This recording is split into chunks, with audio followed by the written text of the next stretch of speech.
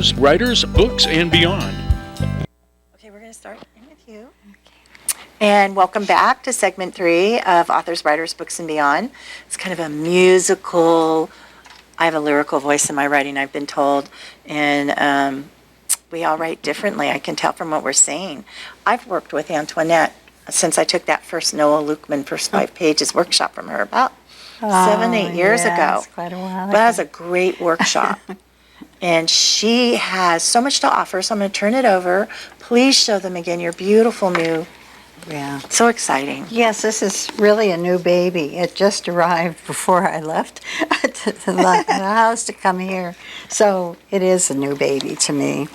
And I think I'll begin by reading the prologue of it. This is a novel based on the life of Mary Shelley, the woman who created Frankenstein. That dark spring, Lake Geneva tossed like an angry beast. Astronomers, sighting mysterious patches on the sun, predicted the end of the world. Mary laughed at such a notion. She was 18, her world just beginning. Beside her sat the handsomest, brightest, most talented man in the universe, her lover, Percy Bysshe Shelley. She and Bysshe had run off for a summer holiday. As usual, Mary's stepsister, Claire, tagged along. This time her sights set on the beguiling, dark Lord Byron. Storms swept the countryside, an atmosphere of violence accompanied the gloom. Night after night the party fled to Byron's Villa Diodati. Their fancies heightened by laudanum, Mary, Bysshe, and Claire sought refuge before Lord Byron's great marble fireplace. As thunder crashed around them, they recited poetry and told ghost stories. One evening, Byron, their dark, brooding host, had a surprise. After an elegant repast in his dining hall, Lord Byron led his guests to a distant chamber, a tower room. Its only occupant was a fashionably dressed woman who stood like a slim column of gray before the embers of a dying fire. This is Persephone, he introduced her. She reads palms. Fortune-telling is frowned upon in this sober land, Bysshe reminded him. It's against the law in Geneva, Byron agreed, taking a pinch of snuff from an ornate silver box. But when have petty rules troubled me? He gestured for the party to be seated. Persephone's wide eyes, smoke-hued like her gown, passed over them one by one. Mary took a chair against the back wall. When no one spoke, Byron shrugged impatiently. Here, read mine, he said, extending a well-manicured hand. Persephone's rings flashed as she cupped his palm in hers. Your name will live forever, but you know that. Indeed, he responded coolly. Do you know anything that I do not? Persephone shrugged. Her brightened lips curved in a smile. Nothing that you would care to hear. Scowling, Byron withdrew his hand. Mary suppressed a smile. Face flushed, Claire thrust herself forward, extending her hand. Persephone looked up from the small white palm, her eyes moving over Claire's lithe form. You carry a child. It will be a girl. You will travel far and wide, but always, always alone. Alone? Claire's voice quavered. Mary looked across the room at Byron. His broad forehead was burnished by firelight, and saw his eyes widen in surprise. So he was not aware of the pregnancy. Byron glowered at Claire, who looked down at the marble floor. Bysshe broke the silence. Have a look at my hand. Persephone's fingers moved over his palm.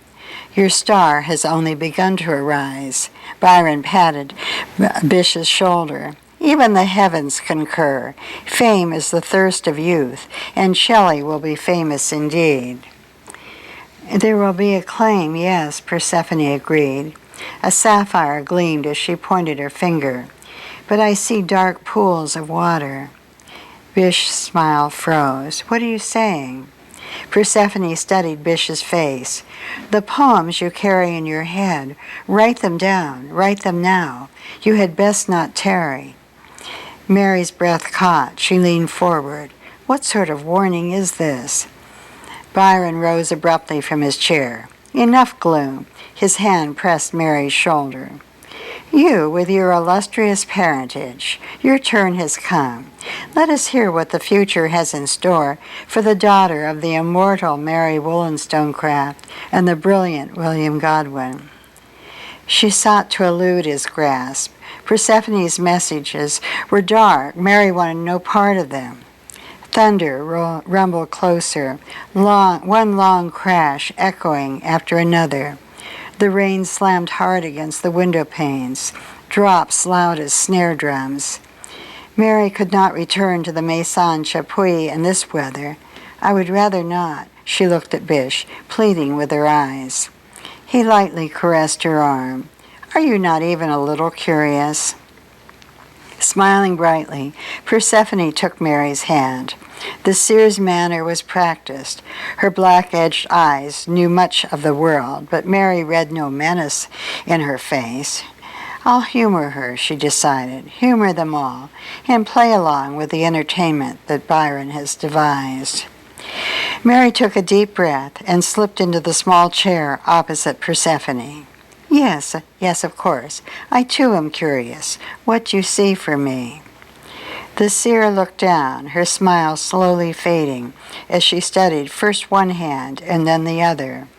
Raising her head quizzically, Persephone met Mary's eyes. "Your mind is like a crystal, sharp and clear."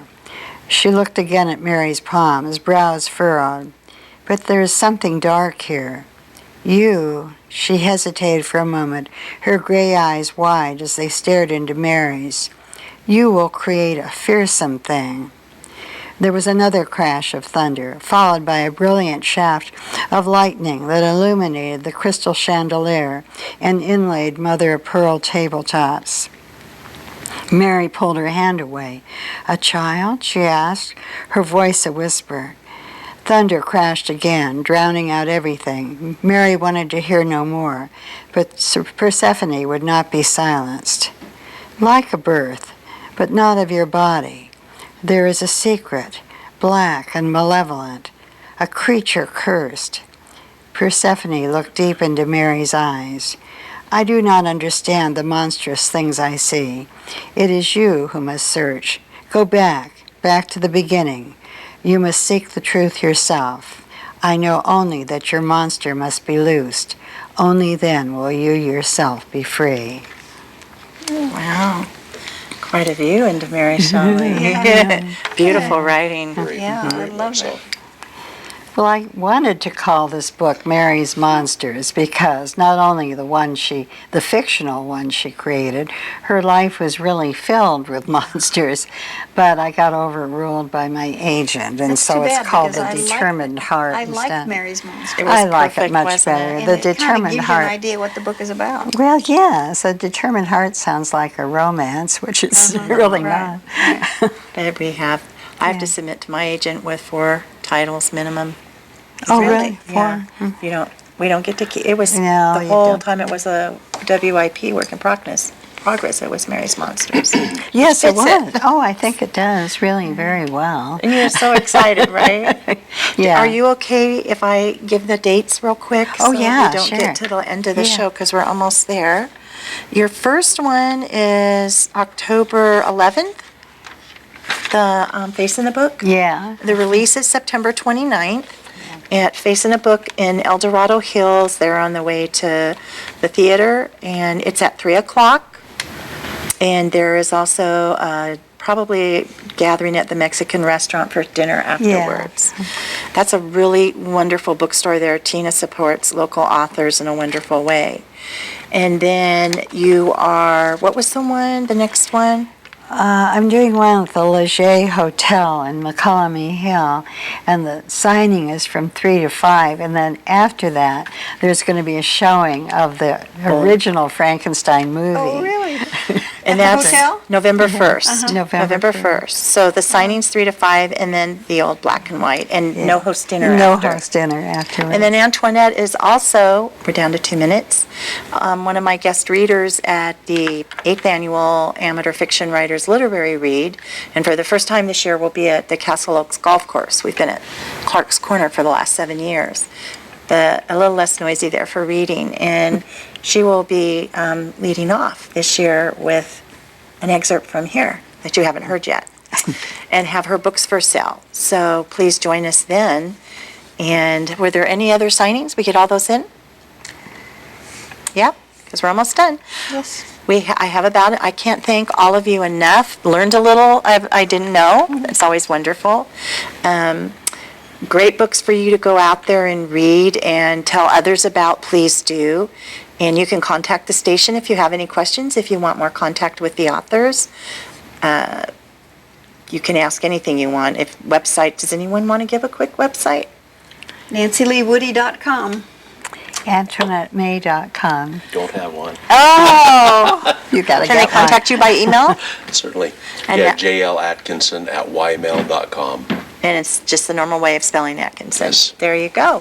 I encourage you to contact the authors and learn a little bit more. Especially, we're limited sometimes to what we can say about future books if you're under contracts and such, but you learned a lot today. So I am thrilled to have had you. I wish you could talk a little bit longer.